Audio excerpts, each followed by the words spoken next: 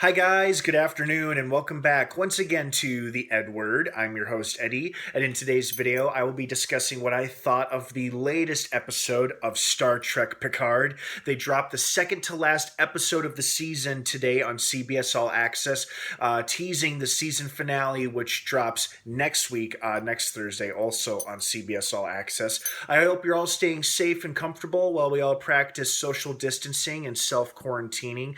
I'm personally okay. I am currently off work, which is why I have time to upload this video now rather than later tonight.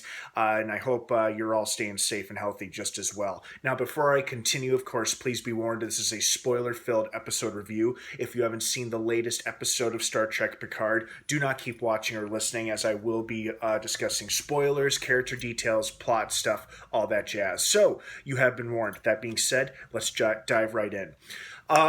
First and foremost, it wasn't quite as gripping as I was hoping it was going to be. It still caught my attention. It was still very, very engaging.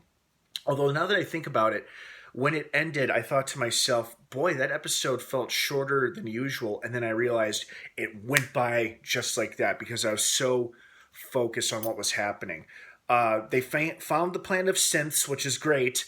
They're certainly setting this up for a very big season finale. You got the Romulan fleet on the way with the full intention of just firebombing the hell out of that planet. Narek, was of course captured. Not entirely sure why Soji's third sister, decided to let him out, and and he's making a run for the Borg cube. I don't really know what's going on there. I mean, she's a synthetic, so why she would help this hostile organic who's clearly intent on destroying her and her people escape his holding cell is beyond me. And then why the other synthetic had to die, again, is very unclear to me. But overall, this is a pretty damn good episode. I love that... Agnes is really trying to redeem herself. She's making herself slightly more likable than she has been for the past couple episodes, because obviously she feels bad about what she did to Maddox, and she's really trying to make up for it. So I do like that. I love seeing Picard reunite with Elnor. That was awesome. I liked that Elnor and Seven of Nine were okay. I gotta say, I was a little shocked as to how not cold, but as to how what's the word? Like how unaffected Picard seemed by Hugh's death. I thought he would take that much harder than he did. I mean, he seemed upset about it, but he just didn't feel or look that distressed about it. I don't know if they just glossed it over, but I just feel like Picard should have had a stronger emotional reaction to hearing that Hugh had died. But maybe that's just me. I don't know.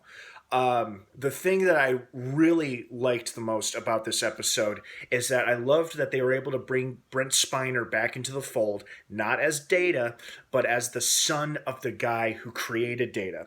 Because if I remember from Next Generation, Data physically looked the way he looked because he was modeled after his creator, after the scientist who made him. And I believe Brent Spiner played that role as well in a couple of episodes of Next Generation.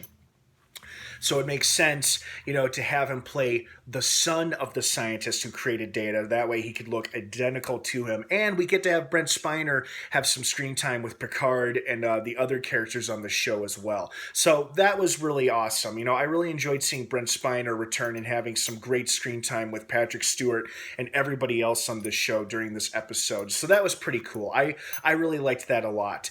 Again, I think this episode was good, but it was better. I don't want to say it was a filler, but it's definitely it was a good build-up episode, building us up to what's to come in the season finale. Obviously, you got the Romulan fleet on the way. However, I personally suspect that Starfleet task force, which was originally headed for Deep Space 12, is going to be somehow rerouted and sent to this planet, and hopefully we'll get a pretty spectacular, awesome space battle between the Federation and the Romulans, and maybe the synthetics on the planet can get in on the action up in space as well. I really like those big giant flower orchid things that encapsulated both ships and dragged them to the surface. I thought that was pretty cool.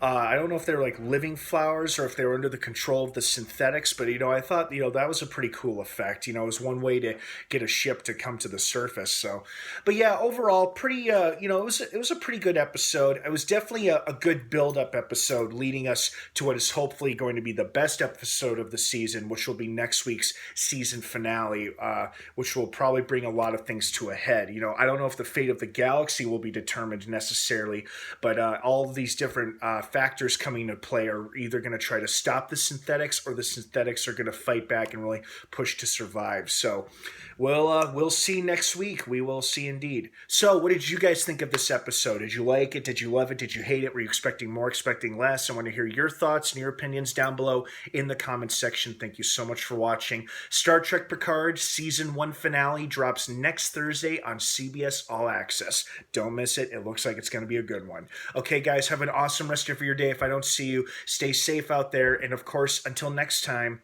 may the Force be with you.